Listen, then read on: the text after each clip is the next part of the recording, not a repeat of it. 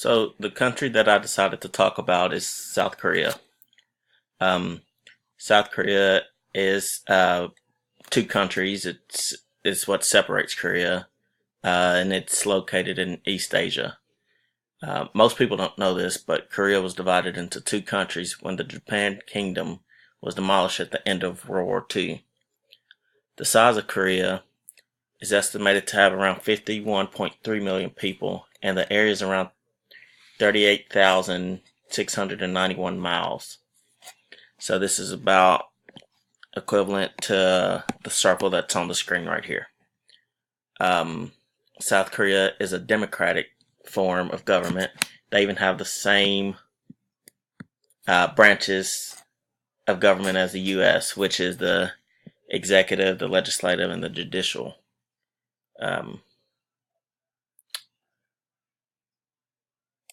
The religions in South Korea vary from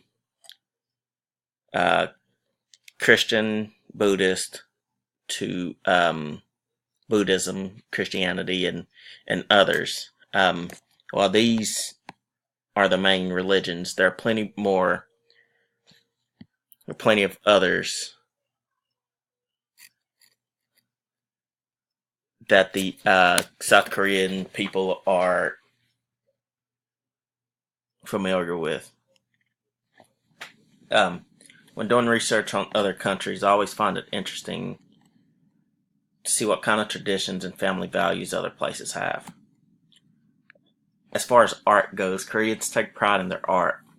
Koreans' arts include traditions in calligraphy, music, painting, and pottery, often marked by the use of natural forms, sources, decoration, and bold colors or sounds. The music of South Korea has evolved over the course of the decades since the end of the Korean War, and it has roots in the music of the Korean people. Korean music can be divided into three different main categories: traditional Korean folk music, popular music, and Western-influenced non-popular music.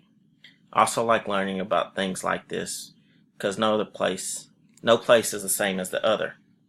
For instance, other countries may think that sticking their parents in a nursing home is good enough, because at the end of the day, somebody's taking care of them. Well, in Korea, this is not the case. In South Korea, this is North Korea, South Korea. They believe that their children should take care of them when they get older. They look at it as, I brought you into this world and I took care of you. Now it's your turn to take care of me in my old age. Whereas here in the U.S., trying to take care of your parents is known to cause marital issues for married couples. Parents believe in South Korea that their children should mourn them mourn them well at their funerals, as well performing ceremonies to honor them, which sounds like a funeral. But as far as traditions go, the New Year celebration, known as the Seollal, is filled with plenty of traditional things that the South Koreans do. This includes games, foods, dances. If you name it, they have it pretty much. This is one, if not the most celebrated day in Korea. Talk a little bit about their educational system. As you can see, this is where they rank, and this is from 2012. But I want to talk a little bit about the issues that they face. Even though they're among the smartest, they do face issues. It is said that in Korea, students from ages 11 to 15 experience the highest levels of stress than anyone else in the country. Actually, in the world, I'm sorry. This isn't shocking when you think of the hours that they're in school without any downtime in between.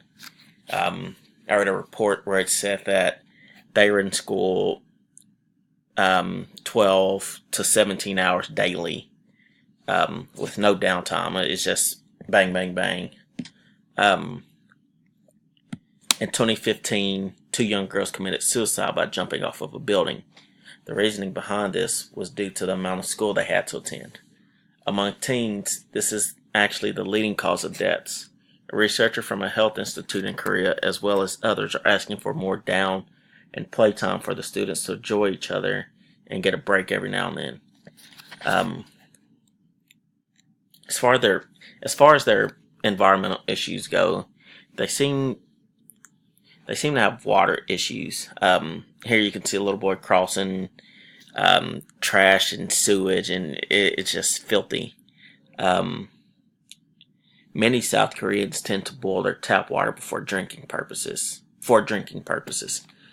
This is because some issues from sewage and other sources that has damaged some coastal and river ecosystems, to where it's really bad to drink.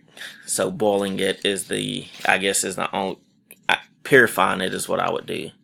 But in conclusion, I feel that the least they could do would be to change the time spent in school. In my personal opinion, if students don't enjoy coming to school, then they aren't going to want to learn. School is already boring, and when you don't give students any downtime, then they will especially dislike it. Thank you. My name is Shelton Steptoe, and this is my video.